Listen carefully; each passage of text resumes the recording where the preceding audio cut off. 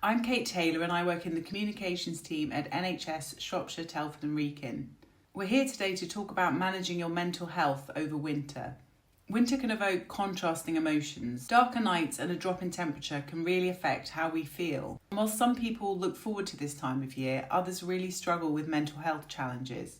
I'm joined today by Caroline Dugen-Williams, the clinical lead at NHS Shropshire, Telford and Wrekin's Talking Therapies. Thanks for joining me, Caroline. Can I start by asking why our mental health can get worse over winter? That's a very difficult question. So we don't know fully what causes depression. Depression is a neuropsychiatric condition, if you like, or a condition that we think we understand, but, it's a very complex area. But what we do know, or we have some degree of understanding, is how depression is maintained. So if we think about over winter, what might you do differently over winter that you don't do for the rest of the year? So if you think about things like in winter, what do? We tend to go into ourselves. We tend to go back into our houses, don't we?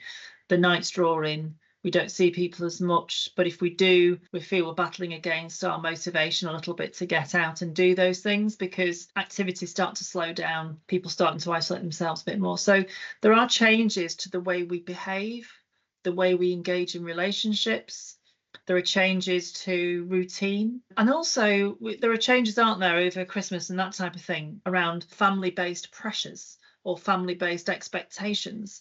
What other people think you should be doing over Christmas to what you might feel you should be doing over Christmas. So all those expectations start to change. So if you put all that in the pot, if you like, it starts to come out into these fundamental changes that can happen. And then that in a way then starts to lead to change in mood from these changes in behaviour.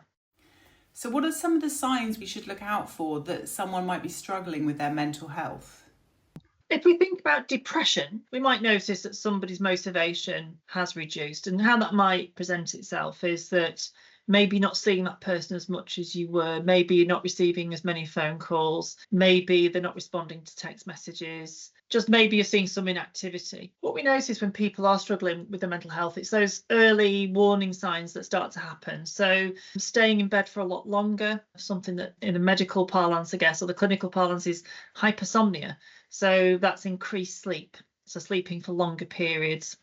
Or insomnia, so reduced sleep, a sense of someone isolating themselves, maybe not engaging in things they did previously, maybe turning to alcohol a bit more than they did before, or substances more so than they did before, or if it might be a new change of habit. But generally what we see is people start to enjoy things less. So there's a loss of pleasure in things that someone previously liked to do. So this is the key word, is things previously enjoyed. So the person generally might have engaged with things and enjoyed them all year. Suddenly over the winter months, you're starting to notice that they're doing things, but they're reporting it's like a robot. They're kind of going through the motions. They might report feeling low or sad or depressed. And then the other symptoms that we probably look for is someone feeling restless, keyed up, on edge. With things like anxiety, what you might notice is that you're worrying a lot more about things, that uncertainty becomes very difficult for you, that world events start to play on your mind. You might start to go over things in your mind, either in a future-based way, think about things that might happen, what ifs, and be preoccupied with those. In depression, it tends to be rumination. So that's like looking backwards on the things that you could call it a post-mortem, looking at the things that were previously done and going over that in your mind, like a mental washing machine almost. Or present rumination, where you focus on your symptoms. I'm so depressed, things aren't going to get better, I can't do anything to help myself. And you might ruminate over those things. What we call the mental washing machine, really. Imagine a washing machine where you're not putting in the powder or the conditioner and you're just turning it on, there's no water, and the dirty washing just goes round and round and round and doesn't get clean. You might notice things like that. Somebody feeling that they're going over things in their mind repeatedly or worrying a lot about different things. Do you have any tips on how we can improve our mood over the winter months? That's a very wide question, I guess, because there are things that you can do for yourself. That's individual. So what we talk about in therapy are valued activities, things that you find a value. What would be really interesting would be for people who are listening to think about creating a values list, things in your life that you really value rather than goals. Because if you center your life around goals, well, we know what it's like. You achieve the goal, but then it's like, what next? There's got to be another goal, and then another goal, and another. It never gets done. But when you engage with your values, that can be something that can transform the way that you feel and the way you behave. So a value could be caring for other people. That could be a value. Being a good parent could be a value. It could be spending time on your own is a value. Actually having time alone and in your own company can be a value. You don't have to be with other people. So it's this kind of like sense of returning to your own authenticity. And creating a values list can be really helpful because values lists can give you goals or things to aim for. So if you are somebody who likes your own company, for instance, and likes to read a book, but you're not doing those things anymore because you're being too busy with other people and your social battery is getting drained, but the messages that you're hearing are, be more active, go out and do more exercise. Well, that's not going to help somebody who's an introvert. So this is where values can be really helpful. And you can go online and go look into Google and put in values list or a values assessment and just create your own list of values and live your life in accordance with those values. That can be one thing. Another thing is seeking help if you need it. So I come from a service called NHS Talking Therapies. We provide cognitive behaviour therapy and other forms of therapy as well. But we provide what are called low intensity therapies, which can be online therapies, digital therapies, where you have what's called a psychological wellbeing practitioner who will coach you through these online platforms. And we have different programs based from depression, based from anxiety, and they're done in your own time. So you can refer yourself tomorrow, or 24 hours a day, 7 days a week through our website. And that's the Midlands Partnership, NHS Talking Therapies, Shropshire, Telford and Wrekin. You can refer yourself through there and you will get seen relatively quickly for that. You could be within the week in an online digital therapy, and that will give you cognitive behaviour therapy tools that can help you. In terms of things you may find beneficial, again, I think I would go back to their values list. But for some people, light deprivation can be a problem. The evidence is contentious on this. There is some strong evidence for this. And that is things like light boxes can be helpful. And they're not for everybody, but, for some people, they find that very helpful to create the lights that they're missing in the winter time. And that can just be enough to do that and to help yourself.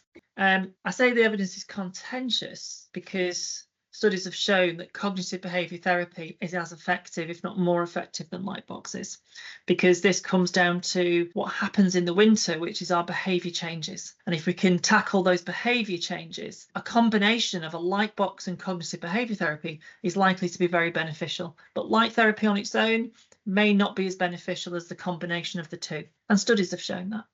How can social interactions help improve mental health? Okay, so this goes back to the conversation we had before about values, living in line with your values. I guess the best way to explain this is that as human beings, we're social creatures, and that's going to be different for different people. And, the one social battery will depend on your own values and your own individual foibles, if you like. But generally speaking, we even when we feel we're an introverted individual, social interaction can improve our brain chemistry, can lead to what's called synaptic growth in the brain. So it can improve our brain function, our brain health, and it can increase our motivation. So we have this saying in therapy, another therapy saying, which is, in depression, it's better to think outside in than inside out. So if we think about inside out thinking, depression will tell us, don't go out, refuse that social invitation, don't see your friends, don't get on that bus, stay inside, it's safe, we don't have to see anybody. But what happens is depression feeds off that. Depression likes that because that makes depression stronger in your life. But outside in thinking is where you move towards some degree of social interaction or some degree of activity despite what your depression is telling you. So outside in thinking would be, I need to get the bus to town, but my depression is telling me not to do it. And I'm getting maybe thoughts in my mind that are predicting an outcome. Like, I'm going to get on that bus and everyone's going to stare at me and I'm going to fail and the bus isn't going to go to my stop and I'm going to miss my stop and I'm feeling very anxious about it, so I won't go out. But outside in thinking would be to do those things in spite of those thoughts, because what you might find is, and quite commonly you will find this to be the case, that your prediction does not come true. And so then the sense of achievement you get from that at the end of that is, it's good, isn't it? You feel a sense of achievement, and that achievement gives you a sense of pleasure. And these things might be very, very small initially, because outside in thinking, it assumes, or outside in behaving, I guess, assumes that you're not going to find it easy. It's going to be difficult. And those very marginal gains are going to be felt, but they're going to feel very small at first. But over time, they will build, and you're going to come away from social interactions feeling a sense of achievement, and then over time, a sense of pleasure from those activities. So presumably when people do these things and they realise the bad things they were anticipating didn't happen, it helps them to face them more in the future. Would you say that's true? Yeah, that's a good way of putting it. I think that if we think about how depression and anxiety works, it's like you have a mental movie in your mind. And that mental movie, that script, if you like, is directing your life. And if that mental movie is a depression movie or an anxiety-based movie, it's going to be telling you this bad thing's going to happen. You're not going to be safe, or you're going to fail. So by changing the scripts in the movie, you have to almost do the outside in thing by changing the scripts, changing the movie, doing the thing that your depression's telling you not to do, or your anxiety is telling you not to do. You're right. You then keep a note of, did that prediction come true? Did that mental movie happen? No, it didn't. So what did the mental movie look like? Well, it was different to what I thought it was. So then your brain starts to play catch up. And then what it does is it flips. And so your thoughts, your dreams, and all those things start to become less of the disaster movie, and it becomes updated with all the successes you've had. And so your brain starts to play that catch up then, and your body starts to respond in accordance with those changes. So I guess with social interactions, it's always got to be very individually based. Like I said at the beginning, for some people, they're going to want high levels of social interaction, and for some, not at all. There's a theory, an evolutionary psychology theory, that depression is linked to hibernation. So if you think about hunter-gatherer communities, and if we go back, thousands of years, at this time of year, we'd have gathered everything like we do at Christmas. We gather everything, we get all the biscuits. It would have been probably food and all the rest of it that we would have gathered. And then this period, we would be hibernating probably. So there's a theory that's connected to that hibernation. So in a way, there's a kind of a possible primitive predisposition that you're fighting against in today's modern world to interact with people when your body might be sort of saying, actually just hold off a little bit. But in today's modern world, we're not hunter gathering and we're not hibernating, so the world still moves on. The best thing to do is always go with your individual authenticity. And if you're a kind of a person who likes to be a bit more insular, likes to be a bit less social, or if you're somebody who's a social butterfly, that the key here is look for changes. That's the key. So if you are a social butterfly and you're not interacting with people, that's a change. And this is about values. It always goes back to values. If you're an introvert, but you're not getting time to do that, look back to your values. It's always having that balance rather than a kind of, one size fits all, just go out and socialise and the depression will lift. Well, it doesn't always work in that way, especially people in neurodiversity where that might be very different.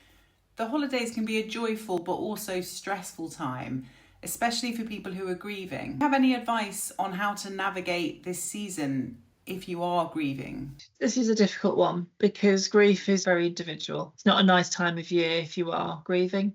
I think the best advice here is to access local services, bereavement support services that can be very helpful locally, to look those up, because I think it's really hard to give general advice on this one because it is so individual. And also, for many people, bereavement can be relatively recent. And so it's the first Christmas they've had whilst they're grieving. For some people, that bereavement may have happened many years ago, but Christmas reminds them of the grief. And so these anniversary events can be difficult for people. And the best advice, I guess, is if we take the latter, somebody who every year, every anniversary event, they're feeling that sense of grief and depression, knowing that's going to be coming, I would say prevention would be the first line of defence there, and contacting a service like ours, NHS Talking Therapy Service, to have an assessment and to see if some therapy may be helpful, knowing that anniversary event is coming up. We do cognitive behaviour therapy, both low intensity and high intensity levels. We're not a bereavement service, but we also do what are called relational therapies, which would tackle depression, but very often with relational therapies, which the public may understand as maybe psychoanalytic therapies, psychodynamic therapies, what would be traditionally seen as a traditional psychotherapy, counselling, that we can be looking at that depression, but what's behind that depression is loss. And these therapies are really good around areas where loss is connected to depression. Sometimes loss can be connected to post-traumatic stress symptoms as well. So cognitive behaviour therapy or EMDR can be really helpful for that, and we do that in our services. But I would say the first line is to contact bereavement support, local bereavement support or national bereavement support services that you can find online, and then talk it through with them first. And many of these services have a listening ear and will just listen and help you to navigate through that a little bit. And our service, if you're feeling that you still need some more support, or well, actually in our case it'd be therapy, active therapy for that. Again, we don't provide bereavement therapy, but we provide the therapy for the depression that's presenting following the grief or loss. Do you have any final advice for listeners on how to be kind to themselves this winter? It is normal. Depression, anxiety, these can be fluctuating states. These are normal changes in mood that sometimes are telling you something. And it's important to listen to your body and also to check in with yourself. Again, back to that issue around noticing changes. However, when those states become more persistent, so that would mean that where these things are happening every day, most of the day, over a period of a few weeks, that's the time to get help, really. But, be kind to yourself. Just noticing those changes in mood can be really important, but they can last a day, a couple of hours, and then you can return back to that your normal baseline, whatever that is for you. That's okay. That's kind of a normal fluctuation of mood that we would expect. Like I said at the beginning, these times of year, there's lots of expectations. And I guess what I would say is that what's really important is to be kind to others, not just yourself. Because depression doesn't just work on an individual level, it can be a whole system that's around you, the family expectations. And it's really important that, not to project your feelings of how you expect someone to be onto them, because it's how they are is how they are, and allow them to be themselves. And if that means they forget to buy a card at Christmas, but they love you, well, maybe knowing they love you is enough. So I think it's about being kind to yourself, being kind to other people, not putting too many expectations on things, letting yourself off the hook if you don't do the things that your neighbours do. I think that we have to acknowledge there are people in socioeconomic difficulties at the moment. Not everyone has the luxury of, having the choice at Christmas. And again, I think there's just about being easy on yourself that, this is the way things are at the moment, but things will move on. This is temporary, things can change, and you can change the person you are tomorrow. And so that future is kind of in your hands. And if you need help, there's agencies locally. I've got to give a shout out to Shropshire Mental Health Support. They're great. Services like ours, where we have employment support in our service, for instance, as well as talking therapy. So I think it's really important to know that support is out there. And if you're feeling you're in a hole or feeling things aren't going to get better, it's really important to reach out to those services that can help you. And as always, the Samaritans are there to offer a listening ear for people if they want to talk through things. Thank you so much for your time today, Caroline. If you or someone you know is struggling with their mental health, help is available. In addition to talking therapies and the other resources that Caroline mentioned, you can type Think Which Service into any search engine and it will take you to a range of advice, support and resources.